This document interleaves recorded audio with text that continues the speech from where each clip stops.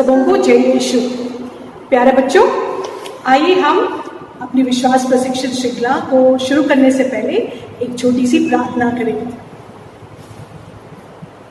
हे पिता ईश्वर, हम आपके चरणों में आए हैं। हम आपको धन्यवाद देते हैं, आपने हमें आज तक सकुशल रखा है। हम आपकी मुक्ति की योजना के बारे में जानकारी प्राप्त कर रहे हैं और हमें विश्वास है कि आप हमें हर प्रकार की बाधाओं से, हर प्रकार की दुख तकलीफ से और विशेषकर इस महामारी से मुक्ति दिलाएंगे। आमीन। तो बच्चों, पिछली कक्षा में मैंने आपको कुछ प्रश्न दिए थे, चौथे पाठ के कुछ प्रश्न दिए थे और उन प्रश्नों का उत्तर ढूंढने को कहा था। क्या आपने प्रयास किया? और नहीं किया है तो आज मैं उन प्रश्नों के उत्तर दूंगी। तो हमारा पहला प्रश्न क्या था? पहला प्रश्न था, राजा फिरौन ने इस्राएलियों के साथ क्या क्या अन्याय किए? राजा फिरौन ने इस्राएलियों के साथ क्या क्या अन्याय किए? हमने पढ़ा था, राजा फिरौन ने उन्हें असहनीय कष्ट और यंत्रणाएं दी ताकि उनकी जनसंख्या कम हो जाए, क्योंकि मिस्रियों की तुलना में इस्राएलियों की जनसंख्या बहुत ज्यादा हो गई थी और राजा फिरौन भयभीत हो गया था। तो उसने क्या क्या, उनमें कठोर श्रम कराया गया और उन्हें पर्याप्त मात्रा में भोजन भी नहीं दिया गया और ना ही न्यायोचित मजदूरी। फिर हमने देखा, अत्यधिक श्रम करने के बाद उन्हें विश्राम भी नहीं दिया जाता था और जो धीमी गति से काम करते थे या काम करते करते जो थोड़े धीमे हो जाते थे, उन्हें बहुत जोर से पीटा जाता था, उन पर चाबुक चलाया जाता था। और राजा फिरौन ने आज्ञा दी कि जितने भी इस्राएली नवजात बच्चे उन्हें नील नदी में फेंक दिया जाए और जो बच्चे बच गए उन्हें मरवा दिया गया। तो इस तरह की यंत्रणाएं राजा फिरौन ने इस्राएलियों पर डाली। फिर दूसरा प्रश्न हम देखते हैं, ईश्वर ने इस्राएलियों की मुक्ति के लिए किसे भेजा?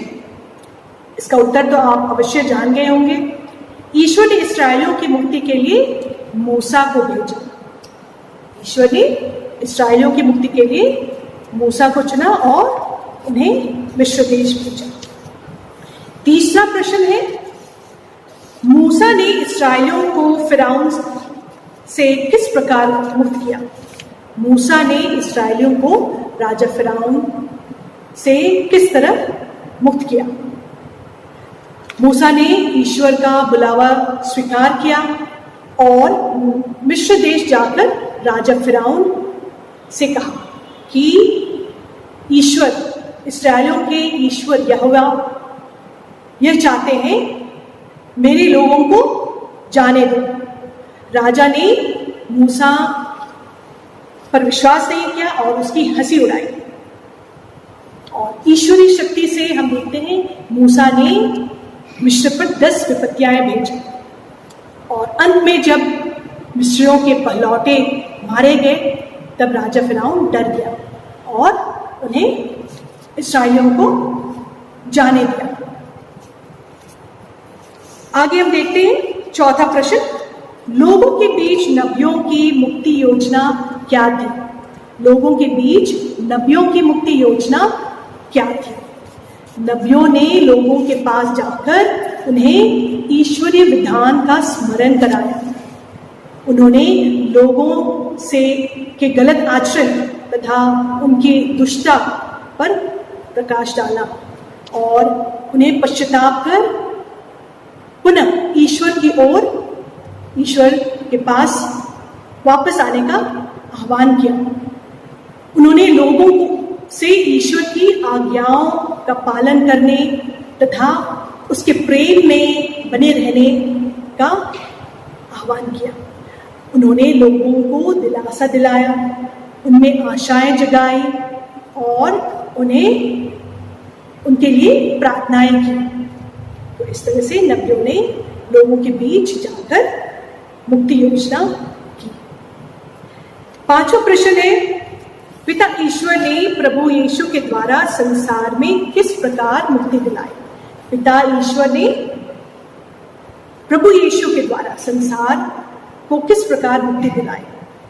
पिता ईश्वर ने अपने इकलौते प्रिय पुत्र को संसार में भेजा और वह चाहता था कि प्रभु यीशु के द्वारा संसार उसके साथ पुनः मेल मिलाप कर ले। और प्रभु यीशु ने गरीबी में जन्म लिया और गरीबी में अपना जीवन यापन किया। ख्रीस्तियों की ख्रीस्तीय शिक्षा और उनकी सेवा कार्य सब लोगों के लिए मुक्ति का साधन था, पर यही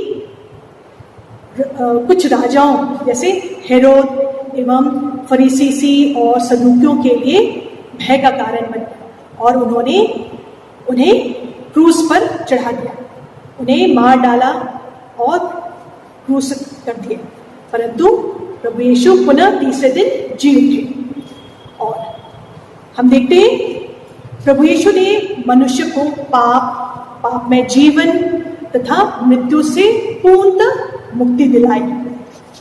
तो इस तरह से ईश्वर ने प्रभु यीशु के द्वारा पूरे संसार को मुक्ति दिलाई। छठा प्रश्न है, प्रभु यीशु ने अपने मुक्ति कार्य को जारी रखने के लिए क्या किया? प्रभु यीशु ने अपने मुक्ति कार्य को जारी रखने के लिए क्या किया?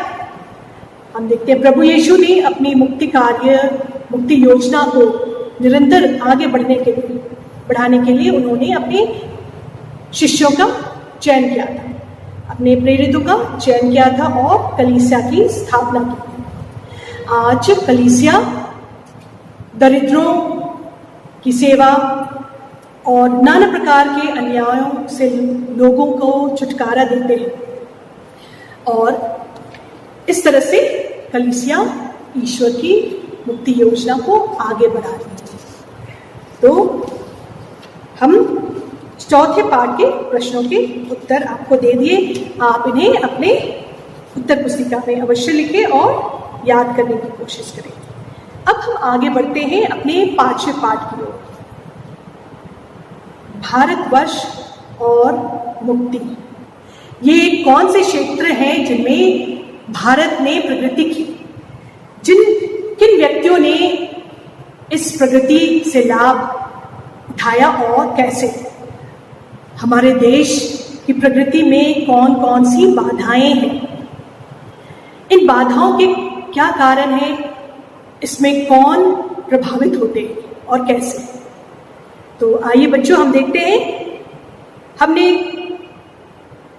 सन 1997 में भारत के स्वतंत्रता दिवस का स्वर्ण जयंती मनाया और 50 वर्षों में भारत ने कई क्षेत्रों में प्रगति की, कई क्षेत्रों में आशातीत और सराहनीय प्रगति की।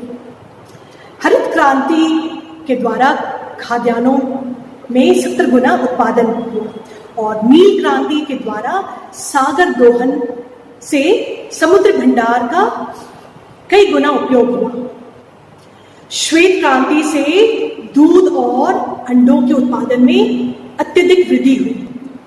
चिकित्सक विज्ञान में भी बहुत ही सराहनीय उपलब्धियां प्राप्त की और हमने देखा कि कंप्यूटर विज्ञान के क्षेत्र में भी भारतवर्ष अग्रणी रहा और उद्योग जगत और निर्यात द्वारा विदेशी मुद्रा लाने में भी हम पीछे नहीं रहे। तो हम देखते हैं इन 50 वर्षों में बहुत ही तीव्र गति से हम आगे बढ़े। फिर भी स्वतंत्रता के 50 वर्षों के पश्चात भी बहुत सारी बुराइयां आज भी हमारे देश में है और यद्यपि हमारे खाद्यान्नों में वृद्धि हुई, हम फिर भी हम देखते हैं 1/3 जनसंख्या भूखमरी एवं कुपोषित है। और यद्यपि भारतीय संविधान धर्मनिरपेक्षता का दावा करता है, फिर भी हमें धार्मिक अधिकारों से वंचित है। धर्मांतरण के कारण हत्याएं, लूटमार, यौन शोषण, जिंदा जलाने तथा अन्य अमानवीय घटनाएं बढ़ती गई और आज भारत में जातीय कट्टरता का बोलबाला है। अतः छुआछूत, जातीय आधार पर दल, अपराध, लड़ाई झगड़े, बमबारी और जातीय हिंसा बढ़ती ही जा रही है। बच्चों के अधिकार के बारे में तो किसी को चिंता ही नहीं। बाल श्रमिकों के हम बहुत सारे केस सुनते हैं और बहुत सारे बच्चों को पढ़ने के बजाय होटलों में, घरों में एवं दुकानों में मजदूरी कराया जाता है। बहुत सारे बच्चों को भिक्षावृत्ति अथवा जेब कतरा भी बनाया जाता है, इस तरह के कामों में लगाया जाता है और बाल अवस्था में उनके सामर्थ्य से अधिक उन्हें काम कराया जाता है और उनके मौलिक अधिकारों, उनके मौलिक आवश्यकताओं जैसे प्रेम, आनंद, शिक्षा और सहायता के लिए सदैव तरसते रहते हैं। यद्यपि भारतीय संस्कृति में नारियों की महिमा गाई जाती है, उन्हें देवी का दर्जा दिया जाता है, फिर भी हम देखते हैं उन्हीं को इस देश में उनका शोषण किया जाता है। उनका ससुराल में प्रताड़ना एवं दहेज और सती जैसे इस तरह के शोषण हम देखते हैं, सुनते हैं रोज। और विज्ञापनों एवं चलचित्रों में अश्लील प्रदर्शन आदि से हमारा देश कलंकित है। और यद्यपि भारत शांति और अहिंसा का पुजारी माना जाता है, लेकिन आज भी सभी स्तरों में एवं परिस्थितियों में हिंसा का तांडव देखा जाता है।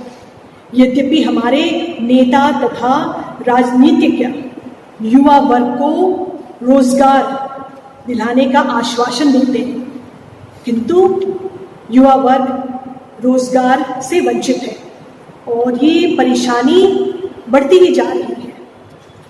और यद्यपि भ्रष्टाचार विरोधी कई कानून हैं, फिर भी रिश्वतखोरी, मिलावट और शोषण और अन्य अनाचार आज भी हर तरफ विद्यमान है और यहाँ तक कि भ्रष्टाचार को ही शिष्टाचार समझा जा रहा है। तो इस तरह से हम देखते हैं अनेकों बुराइयां हमारे देश में अब भी है। यद्यपि सैकड़ों सरकारी एवं गैर सरकारी संस्थाएं निरक्षरता से जूझ रही है, फिर भी अज्ञानता का अंधकार बरकरार है। अशिक्षा ही अंधविश्वास एवं शोषण एवं दमन जैसे समस्याएं एवं बुराई जुड़ी हुई है। और यद्यपि हम आत्म संतोष का ढिंढोरा पीटते हैं, फिर भी धन लिप्सा,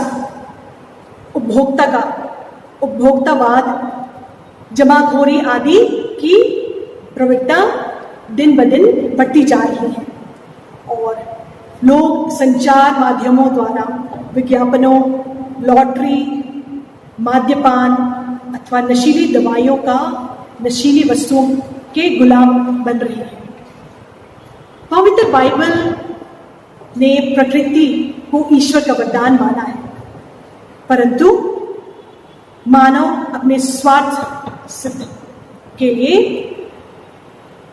इसे नष्ट कर दिया है और वनों की कटाई, पेड़ों की कटाई से बहुत तरह के प्रदूषण फैल रहे हैं। जल एवं वायु प्रदूषित हो रहा है और वर्षा की कमी और भूकंप आदि हम इस तरह के प्राकृतिक घटनाएं देख रही हूँ और मानव समस्त प्राकृतिक प्रेम का अभाव के कारण ये सब हो रहा है। चूंकि ये हमारे राष्ट्र की ज्वलंत समस्याएं हैं, अतः ये हमारी भी समस्याएं हैं और कलीसिया के लिए भी। अतः हमें इनके लिए लड़ना है और इन्हें हमें दूर करने का प्रयास करना चाहिए। आगे हम बच्चों इस पाठ को विस्तार में पढ़ेंगे। तो आइए हम पुनः एक छोटी सी प्रार्थना करके विराम करें। हे ईश्वर, हम आपको धन्यवाद देते हैं, आपकी पवित्र आत्मा की उजाला आपने हमें प्रदान किया। हे ईश्वर, आप हमारी आंखों को खोल दीजिए ताकि हम अपने चारों ओर फैली बुराइयों को देख सके और उनके लिए कुछ कर सके। हमें इन सभी बुराइयों से लड़ने की ताकत दीजिए हे ईश्वर, ताकि हम सभी लोगों को आपके प्रेम के बारे में बता सके। आमीन।